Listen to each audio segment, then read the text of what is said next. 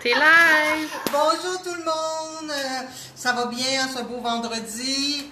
J'ai oublié de me nommer, ici Linda, mais je crois que vous me connaissez pas mal maintenant. Aujourd'hui, je vais vous parler d'empiètement. L'empiètement, ça vient sur plusieurs formes, naturellement.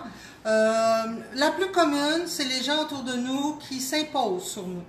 Ça peut être par leur forme croyance, par leur souffrance, par le besoin de prendre une place.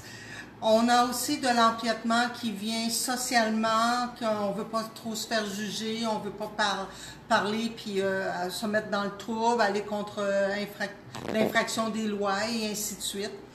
Donc, il y a plusieurs formes d'empiètement. Il y a aussi le familial qui se trouve à être plus au niveau de nos formes pensées et de bien et mal. Donc, si toute votre vie... je vais prendre moi comme exemple. Toute ma vie, j'ai été confrontée vis-à-vis les commentaires de ma mère, vis-à-vis mon physique. Fait que si je mangeais 2 assiettes, c'est sûr que j'avais le droit à un regard. Donc, elle empiétait sur ma liberté de contenter ma faim et de manger avec paix et amour. Donc, je mangeais d'une façon... avec une rébellion et avec une ténacité qui n'était peut-être pas nécessaire, fait que je m'auto-sabotais continuellement.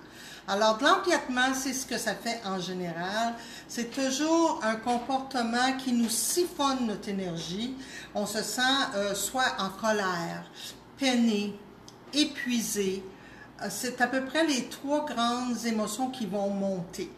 Donc, si on est peiné, c'est quelque chose qui est venu nous toucher dans nos souffrances, quelque chose qu'on ne veut pas voir de soi.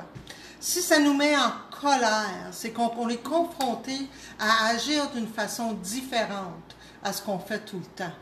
Puis, ce geste d'agir dans la non-règle subtile qu'on s'est toujours impliqué est épeurant. Et si on est fatigué, c'est que ça a été fait inconsciemment, c'est ce qu'on appelle du vampirisme énergétique. Je vais vous parler un petit peu de comment contrer ça. C'est de prendre conscience de ce qui se passe et de remettre la souffrance et les problèmes, les insécurités, les peurs à qui ils reviennent. Quelqu'un qui vous dit « Non, c'est comme ça, il faut que tu fasses ça, puis c'est ci, puis c'est ça », c'est cette personne-là qui est insécure, c'est pas vous.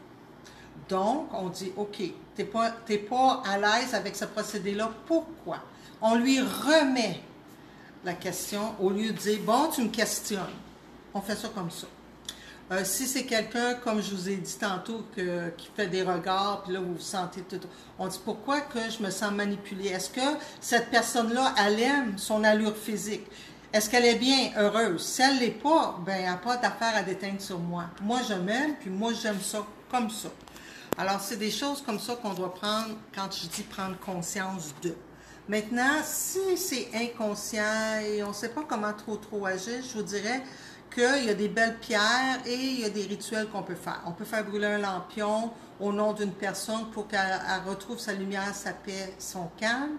On peut faire brûler des encens comme de la sauge, le Liban, de la myrrhe qui nettoie et qui change les énergies autour de soi. On peut mettre dans la maison ou dans les pièces des lampes de sel, des lampes de sélénite qui vont emmener un calme et éliminer le négatif. On a des pierres qui vont nous aider, comme le labradorite qui est ici. Un petit coucou à Madame Carole et à Madame Cora qui nous écoutent. Merci! La labradorite, c'est un bouclier. Elle nous permet d'avoir un écu qu'on dit, devant soi, comme Michael avec son épée. Ça nous permet d'être dans notre intuition, dans notre vrai soi, d'être enraciné.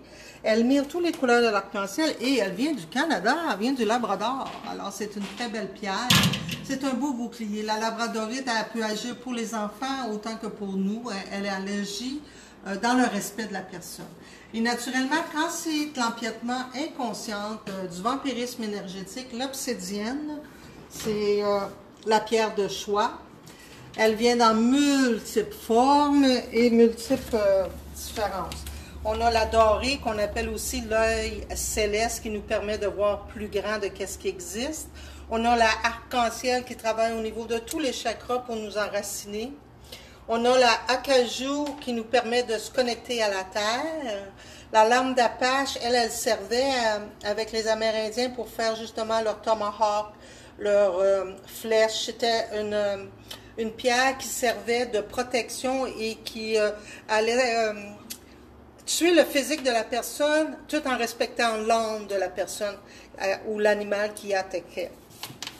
Il y a aussi la bleue dentelée qui nous permet de voir les obscurités. On a celle à flocon, elle travaille vraiment avec tout ce qui est entité. Tout ce qui est âme errante, âme confuse, elle travaille à ce niveau-là pour nous protéger. Naturellement, maintenant, il en fabrique de différentes couleurs, de la bleue, de la rouge, de la verte.